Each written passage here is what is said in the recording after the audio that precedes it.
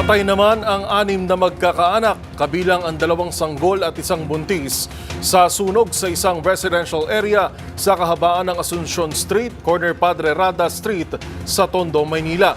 Kinilala ng Manila DRRMO ang mga nasawi na sina Cristel Ann Salon, Ivan Morales, Monica Valisno, Brian Gutierrez at ang 2 sanggol na may edad 1 taong gulang at 6 na buwang gulang. Ayon sa Bureau of Fire Protection, nagsimula ang sunog pasado alas 4 ng madaling araw sa ikalawang palapag ng isang 4 na palapag na bahay. Nakontrol naman ang sunog pasado alas 5 ng madaling araw kahapon. Kwento ni Nanay Elizabeth Valisno na nakaligtas sa sunog, napakalakas ng apoy dahilan upang mabilis itong kumalat. Niya kayang iligtas yung kapatid niya dahil napakalakas po talaga ng apoy. Galit na galit yung apoy.